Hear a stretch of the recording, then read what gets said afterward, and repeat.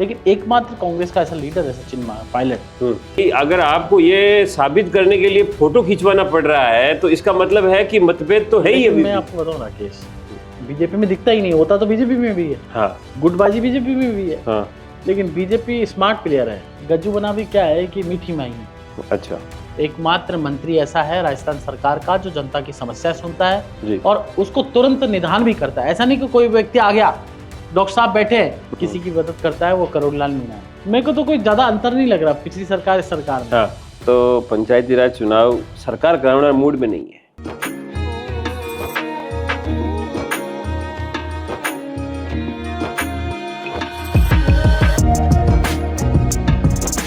नमस्कार, हताई विद भाई जी में आप सभी का स्वागत है। और बहुत लंबे अरसे बाद राकेश जी मेरे साथ हैं और हम अपना दोना बैठे आए और आज आता ही वही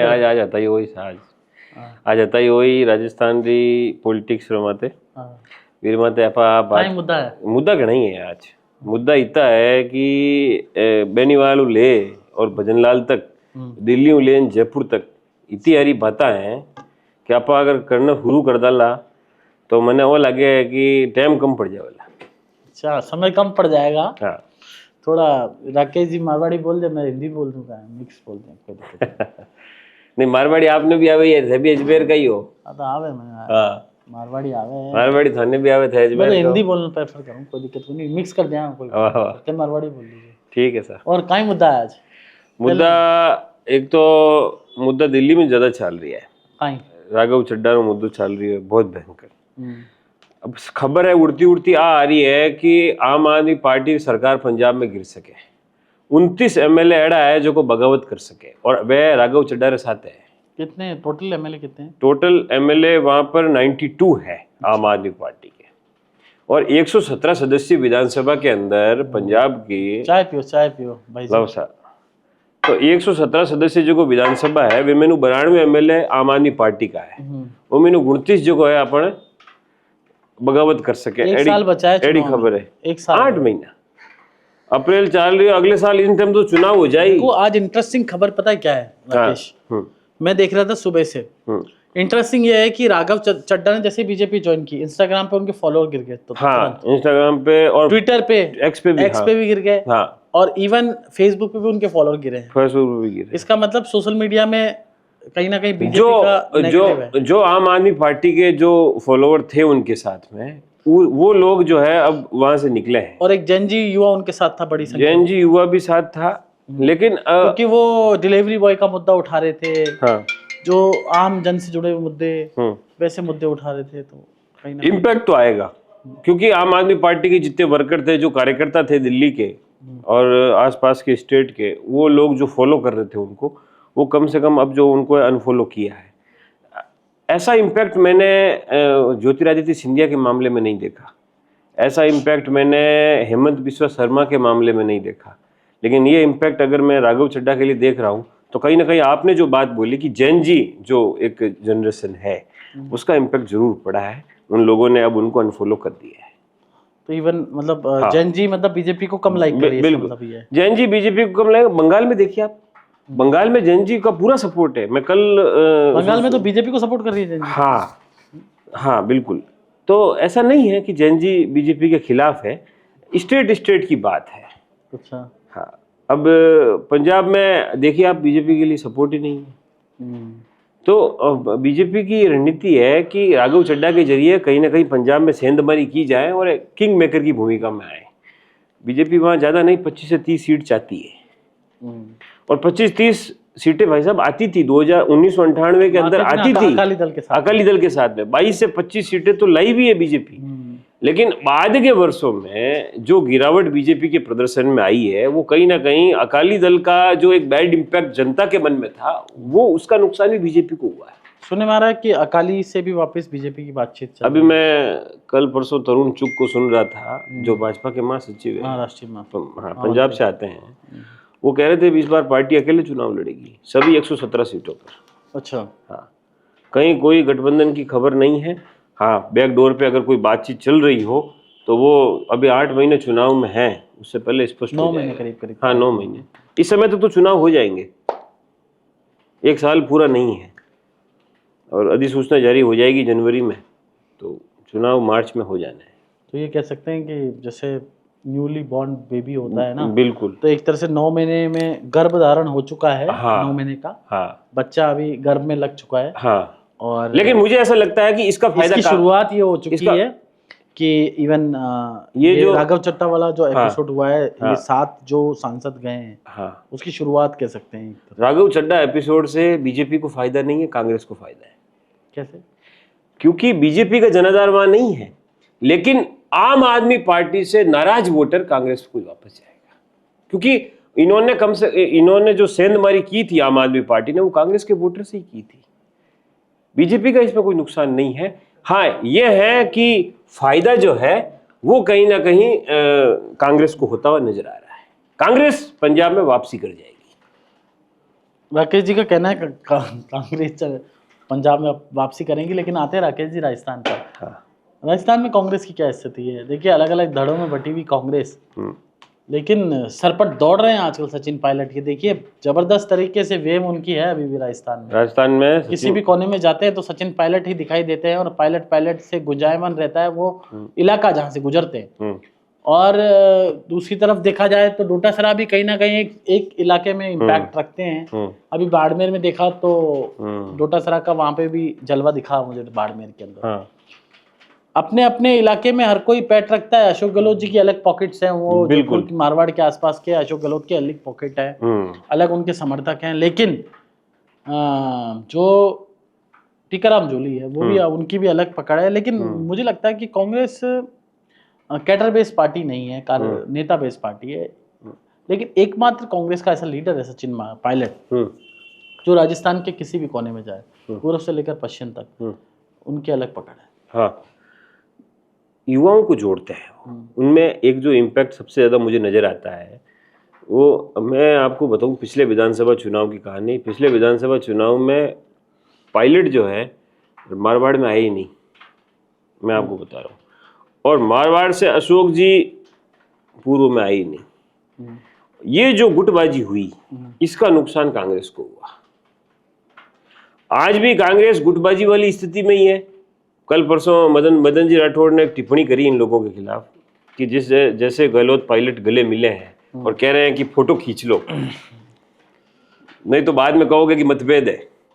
अब जब मदन जी ने कहा कि भाई अगर आपको ये साबित करने के लिए फोटो खिंचवाना पड़ रहा है तो इसका मतलब है कि मतभेद तो है ही। अभी मैं आपको बताऊं राकेश, मनभेद और मतभेद दोनों चीजें अलग अलग है। लेकिन मतभेद की जहां तक बात है, कांग्रेस में तो दिखता है, बीजेपी में दिखता ही नहीं। होता तो बीजेपी में भी है। हाँ। गुटबाजी बीजेपी में भी है। हाँ। लेकिन बीजेपी स्मार्ट प्लेयर है। उनके इधर क्या है कि संगठन का ढांचा इतना मजबूत है, बिल्कुल संगठन निष्ठा इतनी मजबूत है कि गुटबाजी दिखती नहीं है। गुटबाजी, अब इनके अंदर गुटबाजी, बीजेपी की मैं बात करूं, बीजेपी के प्रभारी राधा मोहन दास और सीएम के बीच बिल्कुल नहीं बनती। उस दिन डोटासरा बाड़मेर में थे, आरोप लगा रहे थे बीजेपी पर कि भाई उनका स्थापना दिवस था 6 अप्रैल को स्थापना दिवस था, वहाँ वो मीटिंग कर रहे हैं, इधर प्रभारी आए हुए हैं, उधर सीएम साहब चले गए उठ करके। तो गुटबाजी जो है वो कहीं ना कहीं बीजेपी में भी नजर आती है। बीच में वसुंधरा जी के बयान जिस प्रकार से वायरल हो रहे थे, उसके बाद कहीं ना कहीं खेमेबाजी तो है, लेकिन यह है कि उसका नुकसान पार्टी को नहीं होता है। बीजेपी क्या है कि संगठनिष्ठ पार्टी है, किसी नेता के नाराज होने से यहाँ नुकसान नहीं होता, क्योंकि कैडर है नीचे, बूथ अध्यक्ष से लेकर बिल्कुल पन्ना प्रमुख तक, वार्ड अध्यक्ष तक, बूथ अध्यक्ष तक, उसके बाद मंडल अध्यक्ष, उसके बाद बड़ा एक कैडर है। बिल्कुल। तो एक नेता अगर नाराज भी हो जाए, मान लीजिए वसुंधरा राजे बीजेपी से नाराज भी हो जाए, क्या कर लेगी वसुंधरा राजे? ज्यादा से ज्यादा हाथ मार के हर विधानसभा में 200-500 वोटर पे इम्पैक्ट डाल पाएगी, इससे ज्यादा नहीं डाल पाएगी।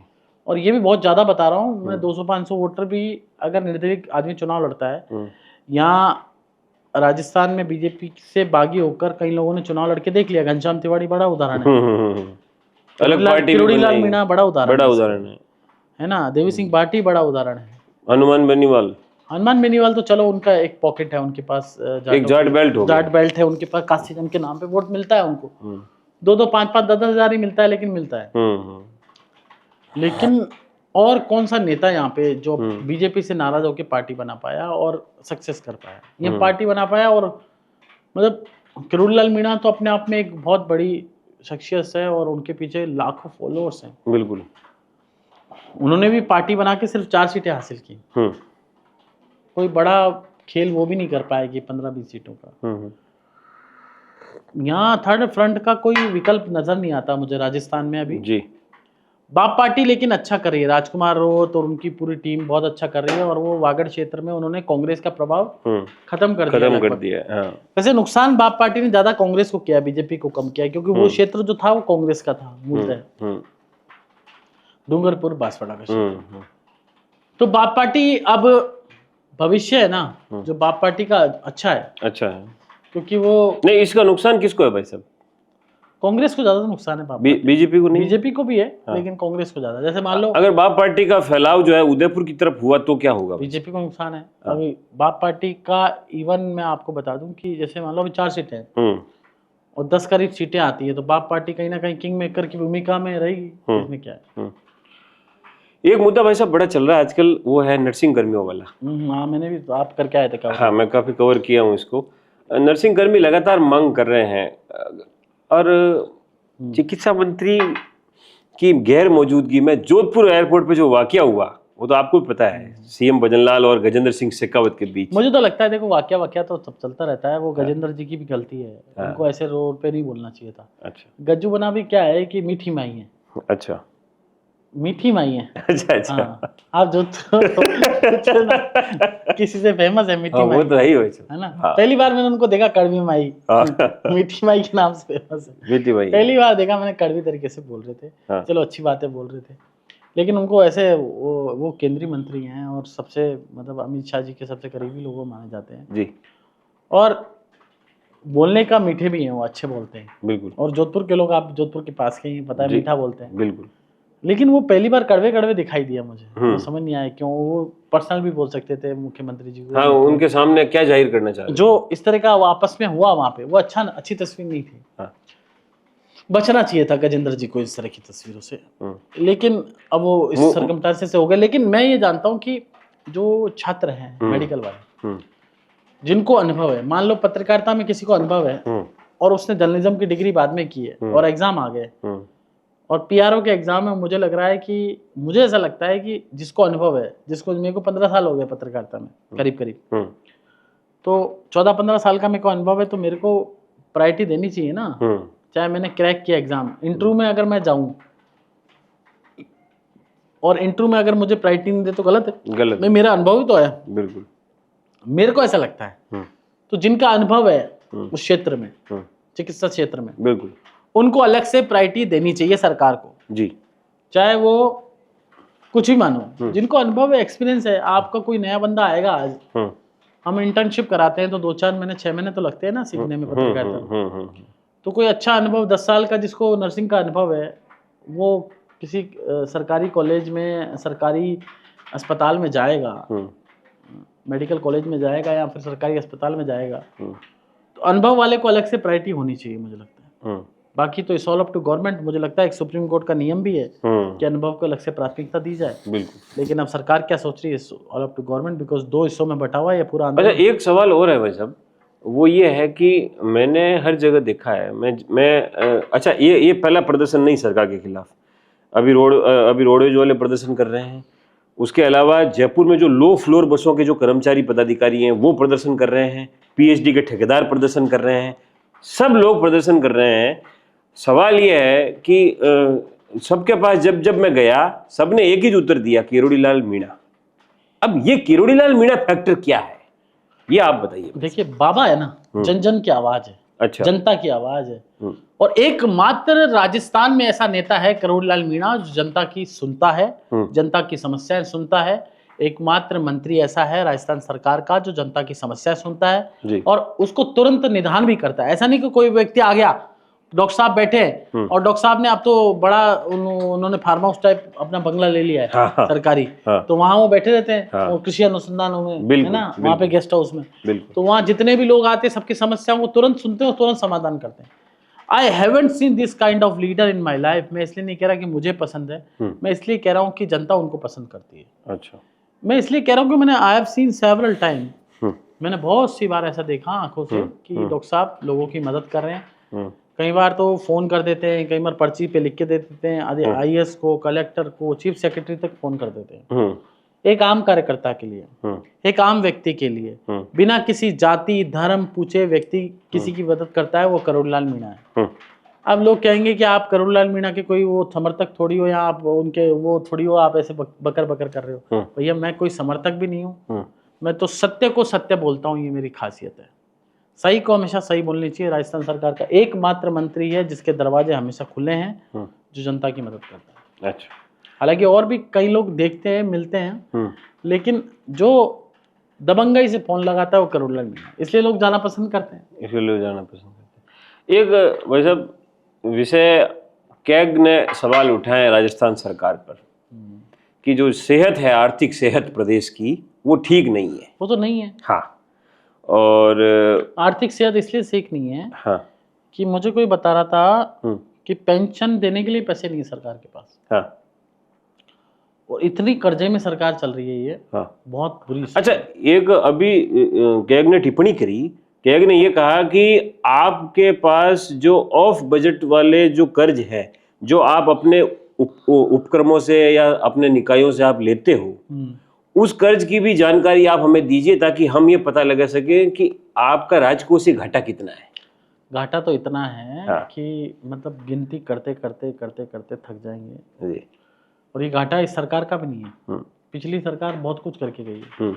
अशोक गहलोत जी ने खजाना पूरा लुटा दिया, कर्जे पे कर्जा होता गया, और वर्तमान सरकार भी ऐसा ही कर रही है। इनकम का कोई सोर्स डेवलप नहीं कर पा रही है। और जब तक सोर्स डेवलप नहीं होगा तब तक पर्यटन से बहुत इनकम आ सकती है यहाँ पे। हाँ। आबकारी से आ सकती है, नाइट टूरिज्म से आ सकती है, लेकिन इस दृष्टि में काम करने की आवश्यकता है। मुझे लगता है अभी इस दृष्टि में कोई काम नहीं कर रहा। टूरिस्ट सर्किट डेवलप किए जाने चाहिए। एब्सोल्युटली, नाइट टूरिज्म होना चाहिए यहाँ पे। पर्यटक बहुत आता है जयपुर में, जोधपुर, उदयपुर, विदेशी पर्यटक बहुत आता है, तो रात भर शराब मिलनी चाहिए। क्या दिक्कत है? और शराब ये थोड़ी कि आप कल्चर खराब कर रहे हो, वो तो विदेशी तो पियेंगे। बिल्कुल, इसमें क्या कल्चर खराब हो रहा है? बिल्कुल है। कोई विदेश से आएगा वो तो पिएगा ही ना, उसका कल्चर है वहाँ का। आप कहोगे कि हम पाश्चात्य संस्कृति को हम वो बढ़ावा दे रहे हैं, ऐसा कुछ नहीं। ऐसा संभव नहीं।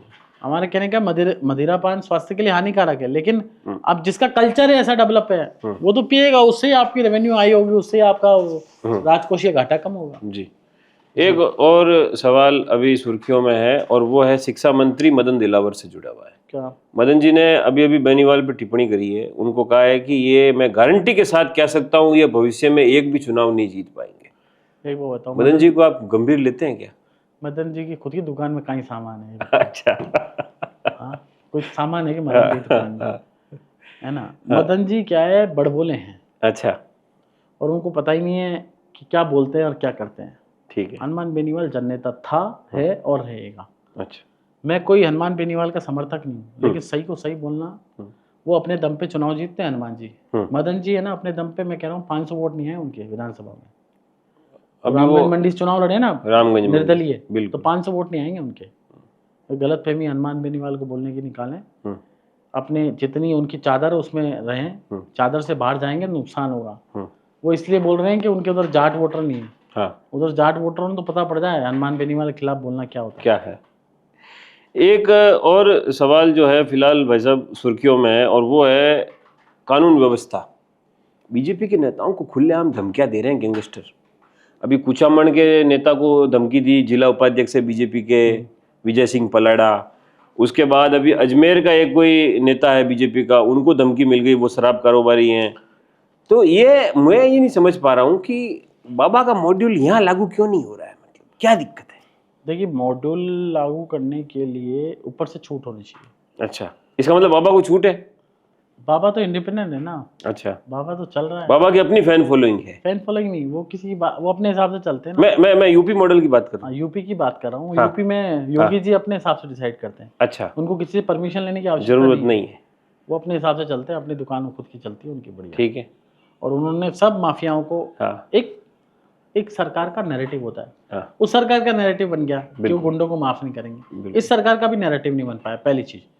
रही बात कानून व्यवस्था की, तो इससे ज्यादा आलम बुरा था अशोक गहलोत सरकार में। अच्छा। कानून व्यवस्था का आलम बुरा था। मेरे को तो कोई ज्यादा अंतर नहीं लग रहा पिछली सरकार इस सरकार में। हाँ, है ना? वही मैं कह रहा हूँ, बिल्कुल। तो ये गुंडा राज तो जब खत्म होगा, जब पुलिस को आप छूट दोगे इंडिपेंडेंटली, पुलिस को आप कहोगे कि आप कुछ भी करो, शासन को, पुलिस को बिल्कुल स्वतंत्र रखना चाहिए। जो अधिकारी आईपीएस, आरपीएस, थानेदार लगते हैं, वो पॉलिटिकल विल पावर से नहीं लगने चाहिए, मुझे लगता है। अच्छा। वो इंडिपेंडेंटली, पुलिसिया तंत्र कौन बढ़िया चला सकता है, कौन पुलिस वाला अच्छा है, कौन स्ट्रांग है, उसके अनुसार ये ट्रांसफर पोस्टिंग होनी चाहिए। लेकिन मैं सुनता हूँ इस नेता के कहने पे ये आईपीएस लग गया, इस नेता के कहने पे ये एक पुलिस कमिश्नर लग गया, इस नेता के कहने पे ये थानेदार लग गया।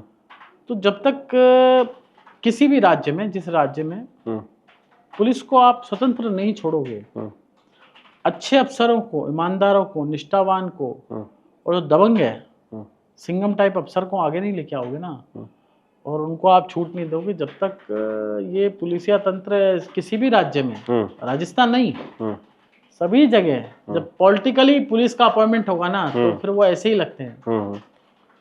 मुझे लगता है पुलिस के सिस्टम में पॉलिटिकल अपॉइंटमेंट नहीं होना चाहिए। मेरा ही खुद का सोच हो, maybe I am wrong. अभी मैं कल एक रिपोर्ट पढ़ रहा था, और भजनलाल जी कह रहे थे लोक सेवा दिवस के अवसर पर 22 तारीख को कि राइजिंग राजस्थान समिट के जरिए हमने लाखों युवाओं को रोजगार दे दिया है और ग्राउंड ब्रेकिंग किया है। रोजगार अब धरती पर, मतलब जो आपकी फैक्ट्रियां हैं वो अब लगनी चालू हो गई है। अभी कल मैं एक रिपोर्ट पढ़ रहा था, जितने यहाँ पर एमओयू हुए उसमें आधे से भी कम जो है अभी फैक्ट्रियां लगनी चालू हुई। देखो ऐसा है, फिर भी अगर हम तुलना करें, पिछली सरकार ने ऐसा ही समिट, उद्योग समिट लास्ट के साल में कराया था, तो इम्प्लीमेंटेशन हो नहीं पाया। इस सरकार की एक अच्छी बात है, इम्प्लीमेंटेशन कितना हुआ कितना नहीं हुआ इस पे नहीं जाऊंगा, शुरू में कराया तो धीरे धीरे ऊपर के डंडे से इम्प्लीमेंटेशन हो रहा है। 35,000 करोड़ के एमओयू की बात थी, शायद, आई थिंक। तो उसमें से कुछ हजार करोड़ के एमओयू धरातल पे भी उतरे हैं। हालांकि मुझे कुछ व्यापारियों से बात हुई, तो व्यापारियों का ये कहना है कि सिंगल विंडो सिस्टम नहीं है, इसलिए हम उद्योग धंधे यहाँ नहीं ला पा रहे। मतलब जो व्यापारी है विदेश से आया या देश से आया किसी भी राज्य से, उसको, व्यापारी को, सरकार को ये करना चाहिए, जब भी ये सक्सेस हो पाएगा कि उसको 10 जगह 10 ऑफिस में नहीं घूमना पड़े। उसको जेडीए का काम भी एक ही जगह हो जाए, उसका जलदा विभाग का काम भी, बिजली का काम, सिंगल विंडो जिसे कहते हैं जी, तो सभी काम अगर एक ही जगह हो जाएंगे, सिंगल विंडो सिस्टम जिसे कहते हैं, तो ये इम्प्लीमेंटेशन ग्राउंड पे उतर पाएगा। अभी क्या हो रहा है, वो पहले जेडीए से फाइल लेके आता है, फिर वो जाता है बिजली विभाग, फिर वो जाता है हाउसिंग बोर्ड, फिर वो जाता है फलाना, तो ऐसे करके 10 विभागों में अधिकारी परेशान हो जाता है। अच्छा। फिर आपको पता है लाल फीताशाही तो भारत में तो किसी भी राज्य में चल जाओ, सिर्फ मोदी सरकार को छोड़ के, मोदी जी ने जो गजब का इम्प्लीमेंटेशन किया इस मामले में, मोदी जी ने केंद्र सरकार में साफ कह रखा है कि फाइल रुकेगी नहीं, टेबल पे नहीं होनी चाहिए। वहाँ लाल फीताशाही नहीं केंद्र के मामलों में, आप पता कर लेना, भले अब राकेश जी दिल्ली रह के आए हो जी, लेकिन केंद्र के मामलों में लाल फीताशाही नहीं है। मतलब फाइल रुकती नहीं अधिकारी के, एनवायरमेंट क्लियरेंस की भी हो वो तुरंत कोई सी फाइल हो, मोदी जी का ये कॉन्सेप्ट क्लियर है कि भैया परेशान नहीं करोगे किसी को फाइल रोक के। लेकिन राज्यों में भी, राज्य सरकारों की इच्छा शक्ति भी है ऐसा करने की, लेकिन अधिकारी यहाँ मनमानी कर रहे हैं। राजस्थान में आप बिलीव नहीं कर सकते, कार्यकर्ता राजस्थान में बीजेपी का परेशान है। कई मंडल अध्यक्षों से मेरी बात होती है, वो बड़े परेशान है, कह रहे काम नहीं होते। क्यों नहीं होते? सरकार की इच्छा शक्ति है, लीडरशिप की इच्छा शक्ति है, लेकिन अधिकारी अपने आप को मौज मनमर्जी कर रहे हैं। कुछ अधिकारी तो भगवान समझ बैठे अपने आप को। अच्छा। हाँ, करोड़ों रुपए कमा रहे हैं कुछ अधिकारी, मैं बता रहा हूं। मैं बड़ा खुलासा करने वाला हूँ जल्दी। हाँ। कुछ अधिकारी जो भ्रष्टाचार कर रहे हैं ना, वो उनको मोदी जी छोड़ने वाले नहीं है, मैं बता रहा हूँ। ये गलतफहमी रख लेना कि ऊपर मोदी जी की सरकार है, वो छोड़ने वाले नहीं है, वो ईमानदार लोग हैं। ऊपर दोनों ईमानदार व्यक्ति हैं, वो जिस दिन अपना डंडा चलाएंगे ना, छोड़ेंगे किसी को नहीं। एक और सवाल अभी बहुत ज्यादा चल रहा है, 22 तारीख को लोक सेवा दिवस के अवसर पर आरती डोगरा को सीएम ने सम्मानित किया, और अब कोर्ट के आदेश से उनके खिलाफ एसीबी की जांच बैठ रही है। नहीं, उसके बाद आरटी डोगरा के उस विषय में वो जांच लंबित हो गई है, मैं आपको बता दूं। अच्छा। वो स्टे आ गया उसकी जांच में। अच्छा। आरती डोगरा ईमानदार अफसर है राजस्थान की, एकमात्र अधिकारी बता दूं, आरती डोगरा, ये नोट कर लो, राजस्थान में निष्ठावान अधिकारियों की फहरिस्त में नंबर 1-2 पर है। वो कोर्ट का मामला, अंदर का मामला था, क्या हुआ आपस की इनकी थी, और उसमें स्टे भी आ गया है। आरती डोगरा जैसा ईमानदार अफसर नहीं है। मैं अब से नहीं कह रहा, मैं अशोक गहलोत टाइम में मॉनिटरिंग कर रहा था। अच्छा। यहाँ महाभ्रष्ट अफसर बैठे हैं और ईमानदारों को कोर्ट सजा दे रहा है।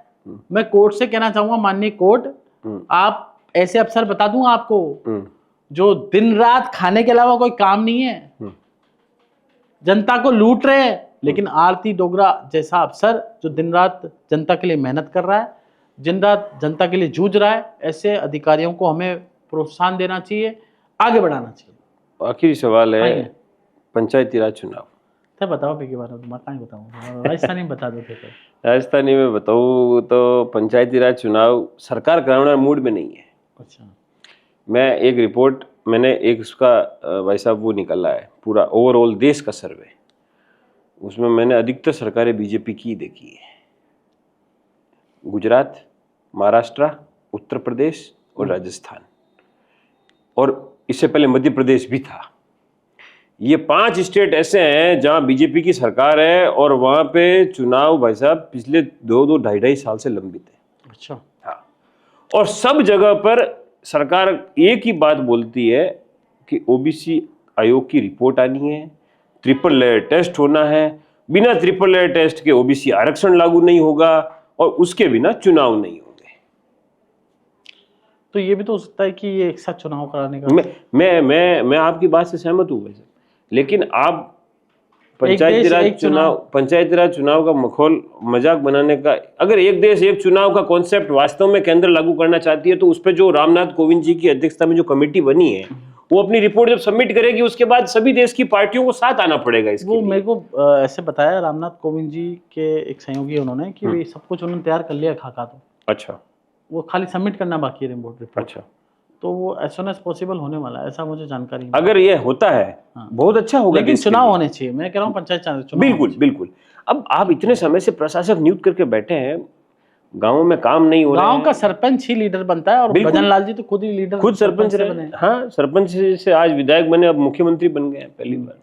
तो सरपंच जो एक कड़ी है गांव की, बिल्कुल, उसको मुझे लगता है ये रीढ़ है हमारे लोकतंत्र की रीढ़ है, इसको जिंदा करने की आवश्यकता है। और सरपंच पंचायती राज चुनाव होना चाहिए। हम तो इस बात से हमारा स्टैंड क्लियर है भारत सरकार का कि पंचायती राज और नगर निगम के चुनाव होने ही चाहिए किसी भी हालत। बिल्कुल, शहरों की सरकार, गाँव की सरकार बननी चाहिए ताकि आम एक हमारी जो कड़ी है कि गाँव से लेकर के संसद तक लोगों की आवाज जो है रुके नहीं, हर प्रकार से कार्य हो। देखिए, हम तो आपकी आवाज बनने के तैयार हैं और हमेशा आपके लिए, आपके मुद्दों के लिए तैयार हैं।